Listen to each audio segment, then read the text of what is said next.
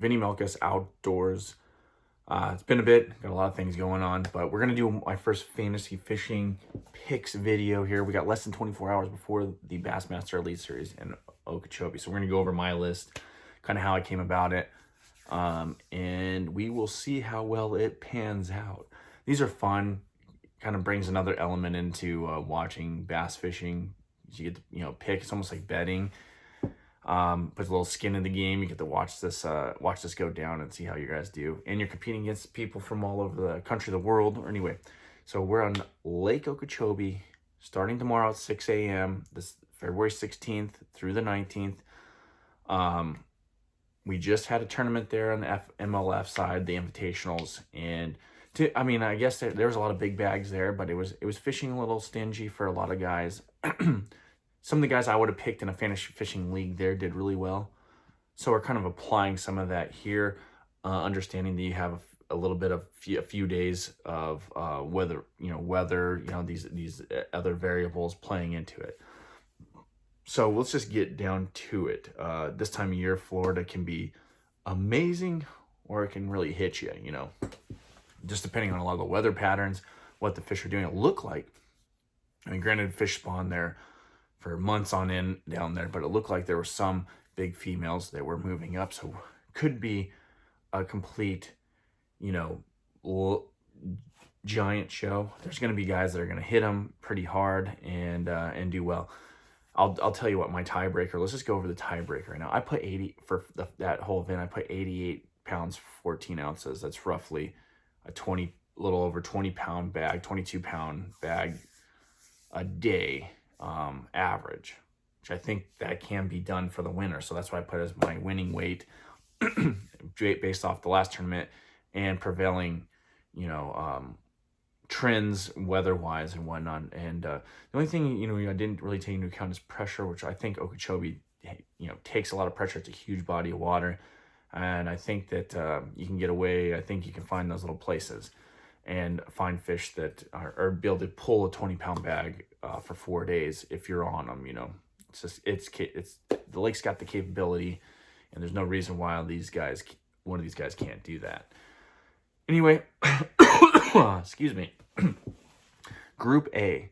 So you get, if you're not familiar with this, you get A, B, C, D, and E groups, and you got to pick one there. And it kind of, I think what it does is it allows you got to pick a top, you don't want to have everybody picking the same guys, right? So they force you to kind of separate out so you can't pick all, guys from Florida or whatever, necessarily, or all the top 10 from the last tournament. They kind of spread it out. So you have to make these cognitive decisions within the group who's going to do better. So anyway, get on with that. So we have some interesting characters in Group A. Or characters, great fishermen. There's great fishermen in all these groups, you'll see. And I can look at the percentages of what people have picked here, and it looks like John Cox, who's in this. He's from Florida. Hammer, obviously, anywhere he goes, but particularly Florida. He looks like the top pick, 41% of people.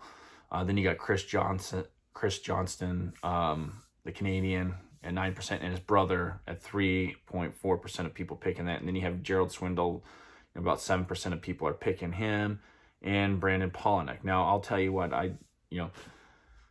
there's guys that I really like in general and other fisheries that I would pick in this group, like a Polinick, like a Johnston, maybe even a Zaldane, or Tako Ito, who I kind of, from Japan, he's only got 1%, but I wouldn't throw those Japanese anglers out. They're capable of, great things. And if you've seen some of the guys in this last tournament with the finesse rod, like Brian Latimer and what he did, a Japanese angler, I think applying similar tactics would do really well. But in Group A, I actually did go with John Cox. I just can't go around him in Florida. I just can't pick anybody else. So I had to jump in with that 41%. Pick him in my Group A. So we go to Group B. This is where it gets a little harder, and I like the now that I got my safe pick, which is like a John Cox. That's like my Florida safe pick. he's going to do well, in my opinion. We go to these other guys here, and it's a little bit harder. There's a little more nuance, and I like to go outside the box and think about what are strengths and what could be happening in this tournament, what these guys can do. So you have like a Greg Hackney in this group. 38% of people picked him. You have a Jason Christie. I mean, it's hard to bet against Jason Christie. Stetson Blaylock. You have Lee Livesey, Bradley Hallman. I mean, a lot of guys with a lot of experience down there. Pat Schlapper.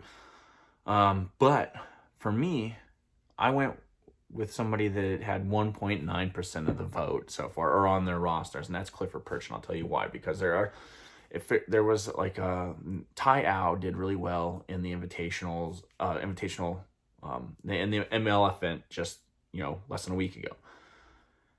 Granted, he's from a different part of Arizona, and there's some lakes down there where he fishes that have similar setup with vegetation-wise, cattails and whatnot. Granted, it's a little deeper. There's deeper reservoirs.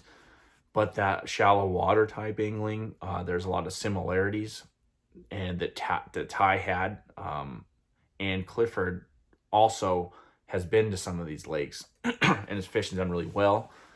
I like his flexibility. I like if the fish do pull up, his ability to really dial those things. And so I picked Clifford Pirch.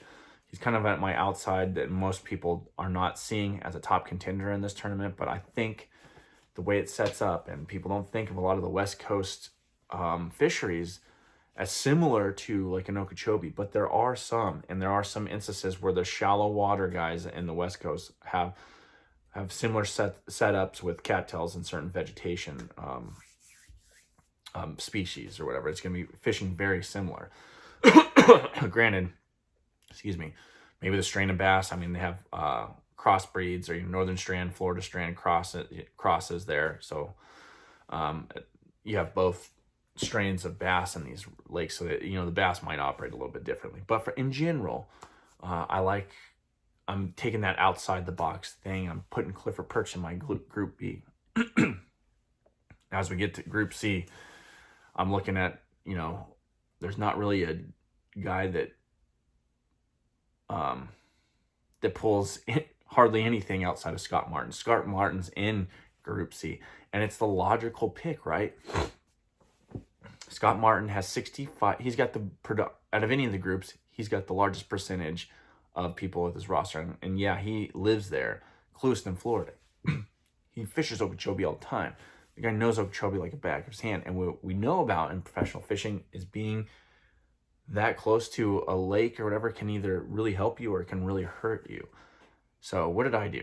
I didn't pick Scott Martin, and that's because everybody else picked him, and it's a safe pick.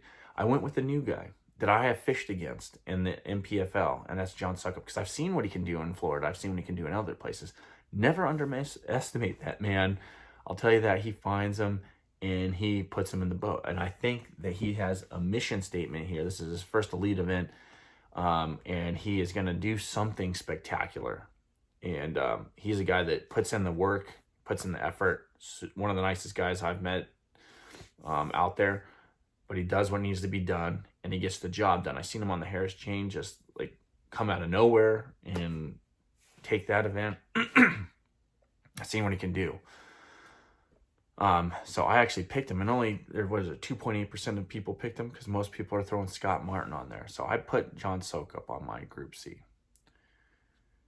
And it's for the intangibles, it's for his flexibility, it's for his ability to, everybody looks at him as that live scope type guy because of his business, but the guy fishes grass shallow water lakes and does spectacular. So, and he's got the work ethic, he does what needs to be done. I anticipate him to be in the top. Excuse me again. Okay, Group D. Group D is a little bit harder. You can see it in the way people have guys in their rosters. It's a lot spread out. I think Cliff Prince, being a Florida guy, he's at 28% or something like that. Now, here's where I was going. I wanted to think outside the box again. So I've seen two of the Japanese anglers. One of them that really just tore up the opens. I believe that's Fujita. I put him on my roster. He's only got 0.5%, but I threw him in there. You never underestimate some of these Japanese guys, especially when they're just coming from Japan and they're just smoking everybody.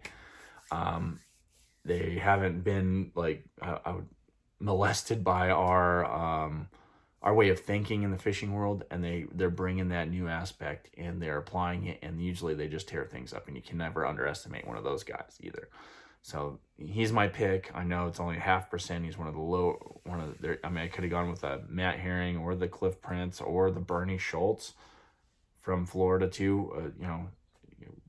He probably will do well there, or Larry Nixon. There's a lot of good guys in there that you could pick. John Cruz is one of the top picks. Todd Auden is in there. Keith Combs, but I have to go with that Vegeta. We're trying to win this thing, so we're thinking outside the box. All right, we go to Group E. This one is another one where you have quite a bit of a spread. You have Michael Iaconelli in this one. You have Steve Kennedy as some of your top guys that they're putting in the list. Wes Logan's on there. Those guys are respectably in the teens of people to have them on their list. And what I did is I actually went down here and I was like, you know what, I need some guy that's kind of outside the box that has experience fishing a similar style of lake. And that is, I picked Brian Smith from California. I fished against him too in some of the West Coast stuff and in the MPFL. And the guy is tore up Clear Lake. And he knows the delta ends up. But Clear Lake has a lot of shallow vegetation and grass. And it can fish similar to this. And the guy is, he's just great there. And if that guy can get onto something, he will bring in at least a decent sack every day. That's just what he does. He's very consistent about that. He's a power fisherman. This is right up his alley. He just, I don't know how his practice is, obviously, but he could, it doesn't take much for him to start putting things together in piece. I've watched him kind of grasp tournaments out of the jaws of the feet and make something happen, and of course win some stuff in the West Coast. And similar, I'd call Clear Lake the shallow part of it when you have the cattails and matted grass and there's different vegetations. Those I believe will set him up very well in his first Elite Series event. I think it will set him up. So what do I have here? I got 3 rookies, I believe, on my list. Guys that I don't think that are coming under the radar, that have the ability and the skills necessary to do well in this tournament. And that being, I believe it's Vegeta, Sokup, and Smith. And then, of course, we got Clifford Perch and John Cox. So I got a Florida guy. I got 2 West Coast guys, a rookie West Coast guy, and, of course, the old war horse Clifford Perch. And then I got John Sokup, who is, arguably one of the better, best anglers all around out there. And then Vegeta, who has been tearing things up. So I think we have got a solid list that if things play out right, we're either going to do really well compared to everybody, or we're going to just bomb this whole thing completely. But it'll be fun to watch. If you can't be there fishing, might as well do it this way and then, pay attention. I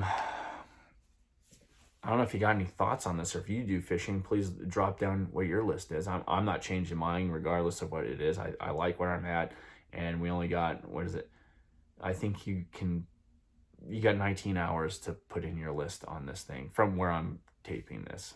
So you got I think they give you till 6 a.m.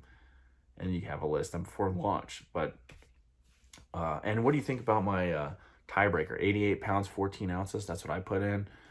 Don't go over there and Price is Right me at 88.13 or anything, but anyway, it's this will be fun. We'll see what happens. I think we're gonna first Elite Series event, and we have a lot of interesting hammers that are new on the tour. Some really good fishermen that I have a lot of experience with. There's also another guy, some guys from the MPFL that I fished with, and some guys that I know from West Coast fishing. Like I said, I think in my whole list right here, I think the hardest one, actually Clifford Perch has done well in California too, and some of those in some of those Arizona lakes where they have the cattails and some vegetation. So I really don't see a weakness in my list, even though besides John Cox, most of these guys don't even have double-digit picks in anybody's roster. I just don't see the weakness. I think all those guys are really good. Anyway, I'll talk to you later. Peace.